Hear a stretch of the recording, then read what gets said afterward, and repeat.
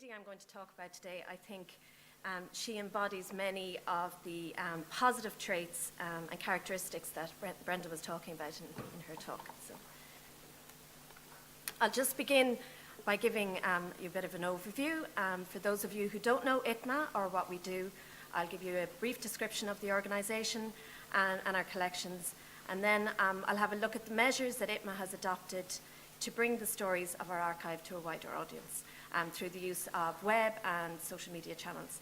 And I hope to show that the investment that we've established in maintaining these platforms can be hugely beneficial.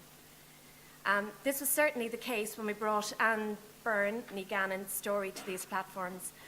Every library has a story to tell, and ITMA's experience shows that when you find the right story, you have a potential to bring your archive to a whole new audience. So, what is ITMA?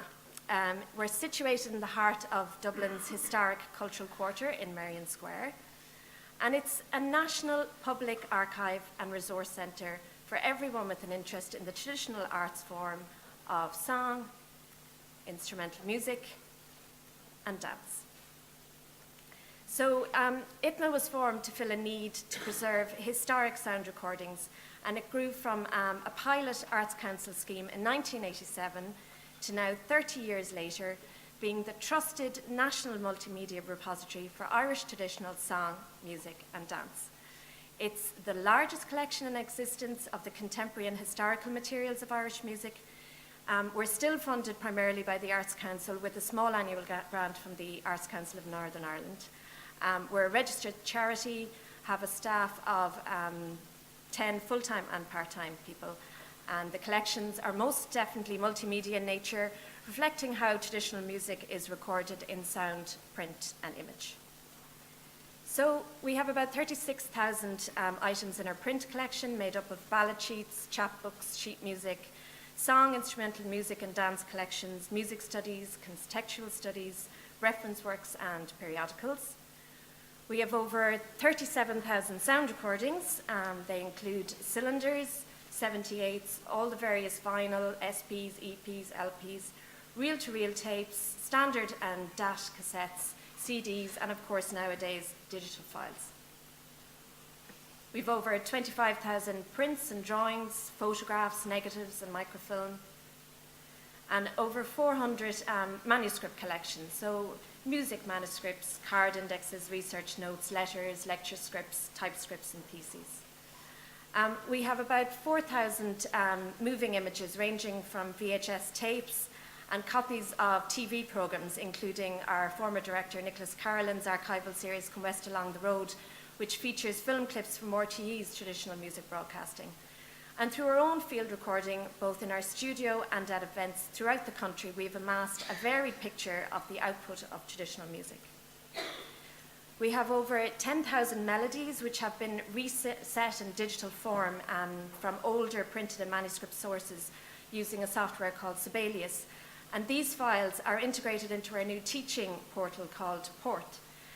Irish musicians still like to learn music by ear, and this resource enables them to do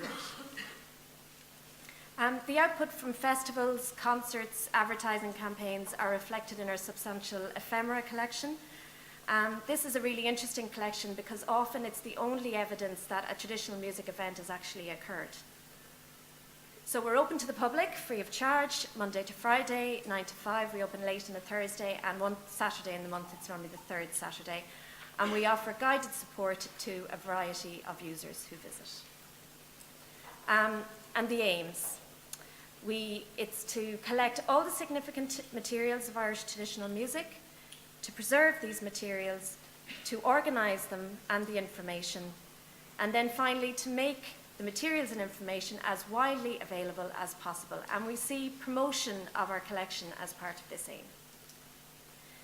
Since 2008, ITMA has uploaded to its website a new selection of digitised materials every 2 months. And these materials include printed items, sound and video playlists, and image galleries. And ITMA has been eager to explore and exploit technology since going online in 1993. And since 2008, it has made over 1,200 books, just under 2,000 images, about 2,500 sound recordings and 380 videos available in its digital library. We've created a number of microsites, including the very successful advent calendar called Rivanagh Cheol, Women in Irish Traditional Music, and this project was created to coincide with the decade of centenaries. So, like all libraries and archives, we're constantly working to increase access to our collections. I mean, primarily our goal is to ensure that anyone with an interest in Irish traditional music is given the opportunity to engage with ITMA. And as PR officer, I'm always involved in conversations. How can we increase footfall? How can we let potential donors know that we exist? And how can we let more people know about who we are and what we do?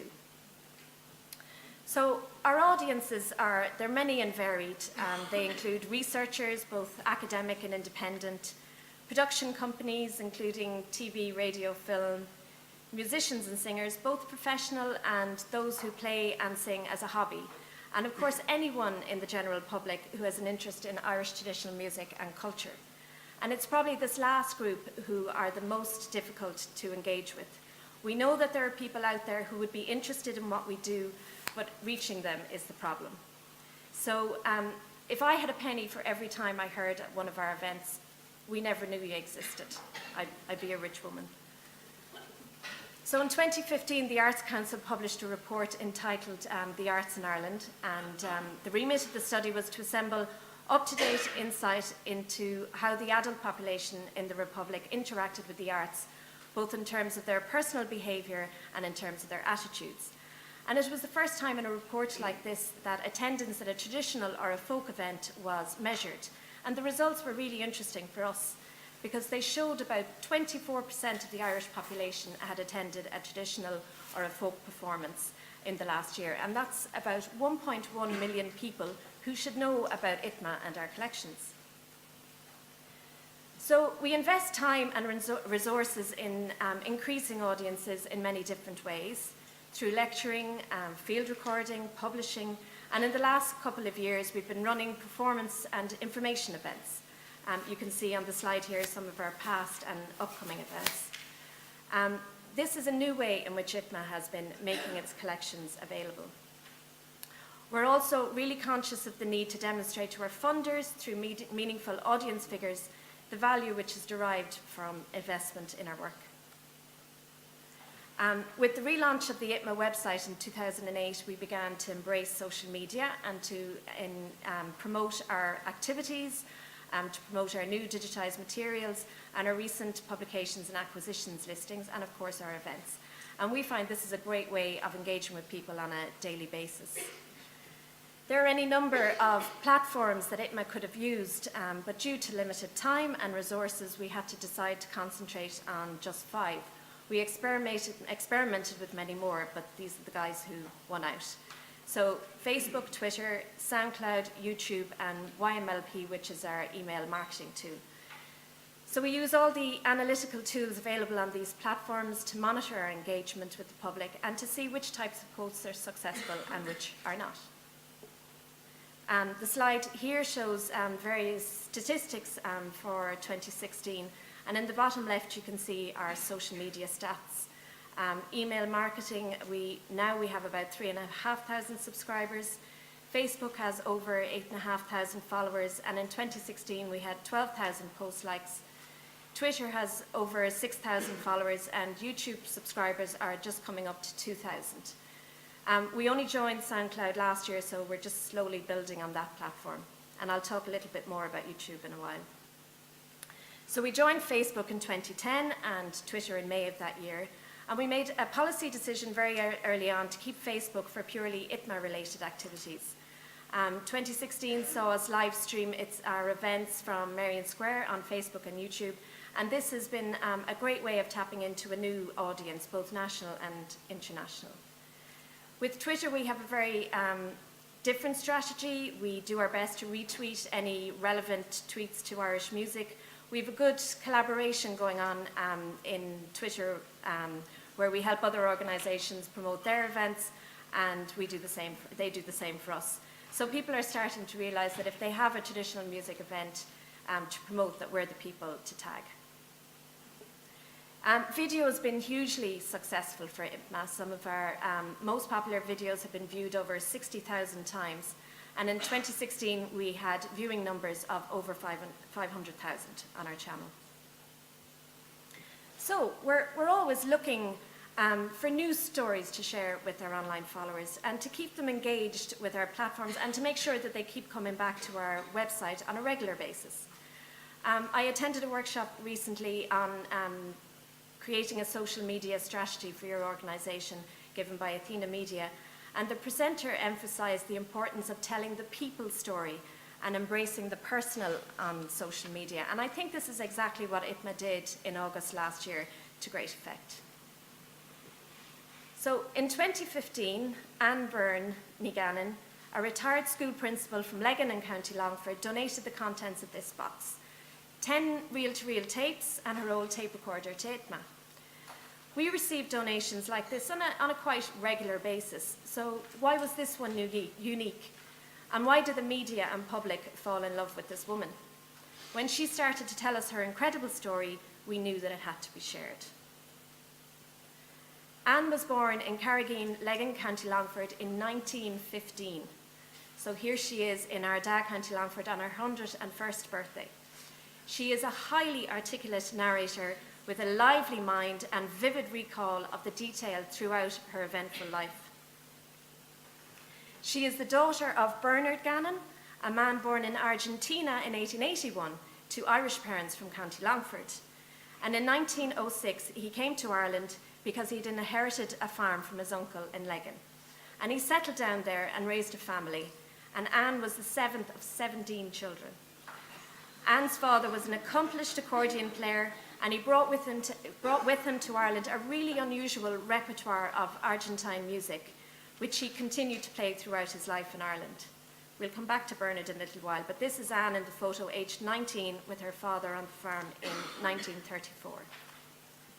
So Anne went to school in Legan and Edgeworthstown, and in 1932 won a scholarship to NUI Galway, from where she graduated in 1936 with a BA BCom degree.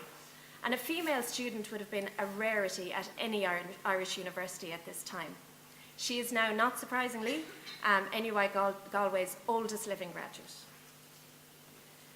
So she went to work in the UK as a teacher and a governess and arrived there the day before World War II broke out and stayed there for the duration of the war. And then she travelled to New York, where she worked for the Reader's Digest for 8 years. And during her time there, she travelled extensively on her own throughout the States and Canada. Anne returned to Ireland on a visit to attend her sister's wedding in 1954 with this Webcore reel-to-reel tape recorder, which she had recently purchased in New York. This type of machine seen here had only newly become available to the general public. And her intention in buying the machine was to record the infectiously happy Argentine music which her father had learnt in his youth in Buenos Aires, as well as the Irish tunes that he had added to his repertoire during his years in Ireland. In recording him, Anne made the only recordings made in Ireland of the folk music played among the Irish diaspora in Argentina in the 19th century. She is also a pioneer of tape recording of Irish traditional music and song, and she was the first person to make this kind of recording in Ireland. Earlier tape collections were made by national institutions like radio stations or by visiting ethnologists like Alan Lomax and Jean Ritchie, but these individuals were supported by grant aid programs or academic institutions. Anne made her recordings entirely on her own initiative and unsupported by any academic institution. So let's listen to one of her recordings. This is her father playing an Argentine polka.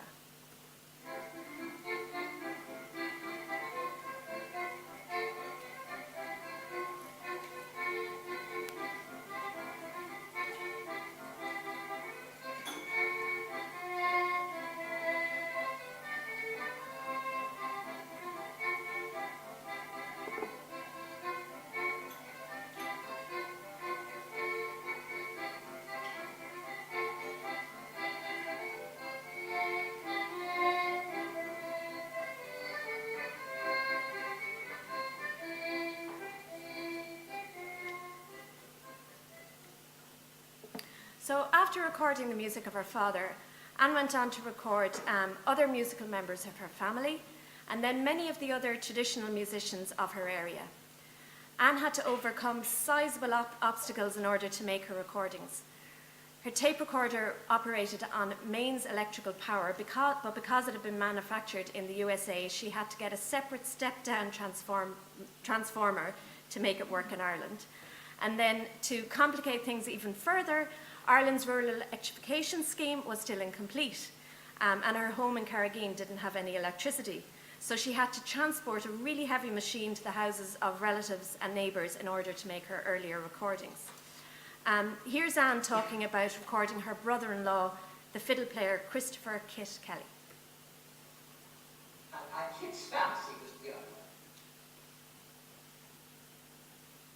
But see, that would be lost on like a little running for like record, because nobody else knew it only Kit. It's totally different. That's why it's called, he fled music. He was mad about music. And he was one big man.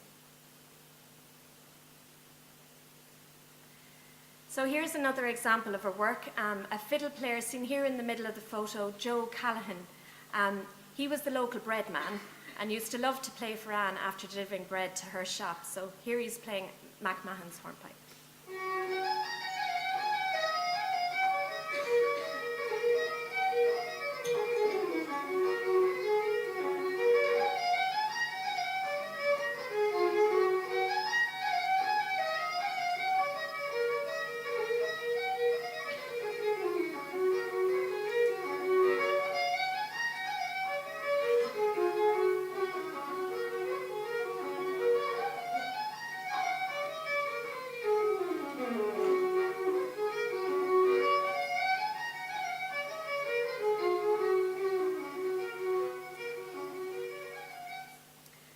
So Anne's music collection is an invaluable repository of the rich tradition of Irish music in her area more than half a century ago. And over the years, she preserved her recordings with immaculate care. And more than 60 years after making them, she donated the reels to ITMA. As custodians of this wonderful collection, it was our job to make them available, to promote them, and to publicise the collection to as wide an audience as possible. So how did we go about this? Firstly, the recordings were digitised by Jackie Small, our sound archivist in County Mayo. And we then went to Longford several times over the coming months and interviewed Anne about her extraordinary life and filmed these interviews. And we also borrowed family photographs and other documentation, digitised them before returning them to the family. It was decided to make her tape recorder the prime exhibit in the Archives Heritage Week 2016 exhibition entitled Recording the Tradition, Sound Technology and Irish Traditional Music. The exhibition focused on a range of analogue and digital audio equipment dating from Edison cylinder right up to MP3 players. And the exhibition was accompanied by a playlist from the ITMA collection, which included Anne's reel-to-reels.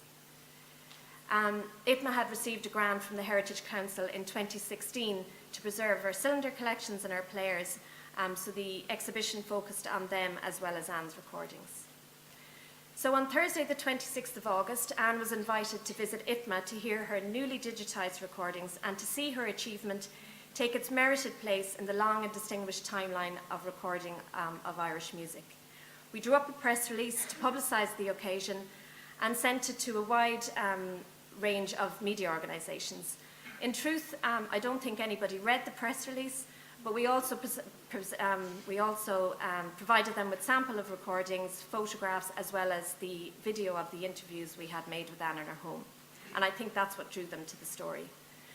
The response when it finally came at the 11th hour was amazing. They loved Anne's story as much as we had, and Anne arrived in ITMA on the 26th of August, and over the course of the afternoon was interviewed by RT News. Irish Times Digital made a video for their online platform. An Irish Times reporter and photographer then interviewed her for their print edition. This was after she had carried out interviews on Morning Ireland and Shannonside Radio that morning. She was home in time to see her herself on the 6 o'clock and 9 o'clock news and woke up to a half-page spread in the Irish Times the following day. Social media loved her story with hundreds of positive comments about Anne and ITMA.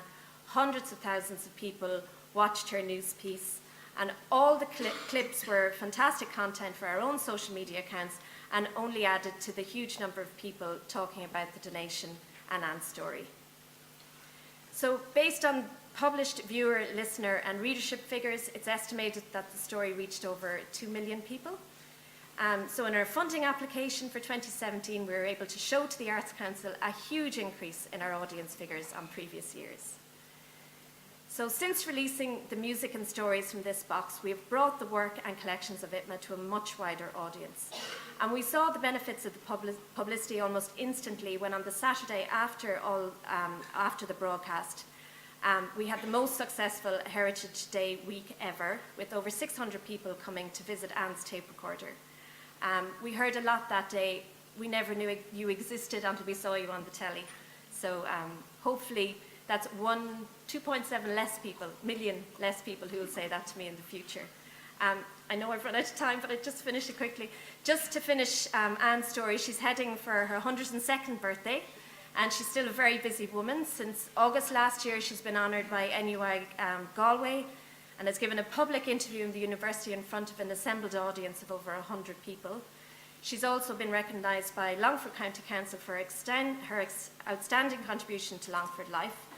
And she's also appeared on IML, a TG Cahir arts programme, which featured footage from her recently digitised movies, which she had also made in the 1950s, and which she's also donating to ITMA along with her camera. Her playlist went up in October 2016 on our site. Please go and have a look at it. I have a video clip of her. We go on, play it. I was born when I was in an accident. A young lady ran away with the second. Yeah. She was 7 months pregnant at the time, and they were thrown out. And she said she was shivering like that. And my father said to her, "Pull yourself together, woman, so there's no bones, woman." And she said it's the best thing he could have said to her. Yeah. Because she pulled herself together. That was on a Sunday. The following Sunday she went to Mass. And she came home and got the dinner for them all. And the whole family went off to visit my grannies, except my sister Nell, who was 4 years old. And at that moment, I decided to make my appearance.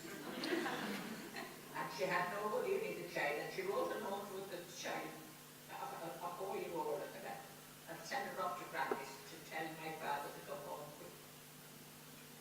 My father was a nice, easy-going man. He decided he would come home to Collins, which was at the living, coming up in it. And she said she went to the kitchen door and shouted out, "Come in quick and don't wait to take them." And I was born on the kitchen door. And that's what my mother told me, and it was on my father's birthday. So I had a double relationship with my father. What date was that? That was on the 18th of July, 1915. The 18th of July, my goodness. So you're coming up to 101. Yes. Coming, my goodness. Great, my goodness. Well, I always thought I had a good story there. And you know, to me long ago, you were found under a gooseberry bush.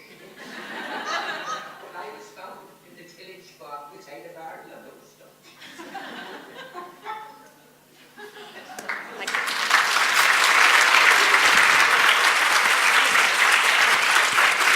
Hi. So we just have time for a quick question, if anyone has one.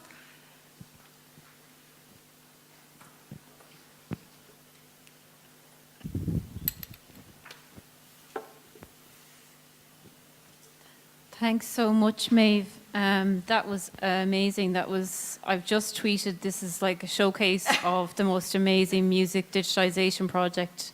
And your PowerPoint presentation, usually my head is wrecked with PowerPoint presentations, but that's very good and engaged me. And I was just wondering that how did you end up finding her? Did she guys find you? How it just seems like a marriage made in heaven that you guys were sitting there waiting for her to come along with this box. Yeah. So she had friends in Longford, a gentleman called Tom Green, I think his name was, and he has donated a lot of material to ITMA, and they just got into conversation. She had just finished writing her book, which was published on her 100th birthday, and I think they were at that event. And Tom Green is a good friend of Jackie Small, the sound archivist, and it was Jackie then that made the connection with Anne. And Jackie and Anne got on like a house on fire because Jackie is an accordion player, so he learnt the tunes that were on those recordings, and he plays them for her now, visits her regularly, and as you can imagine, it's hugely emotional for her to listen to her father's music being played.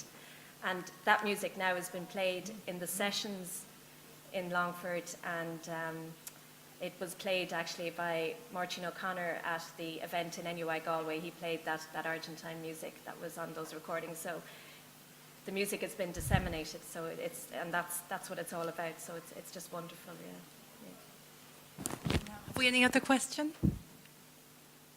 No. Okay. So that was fabulous. Thanks so much, Maeve.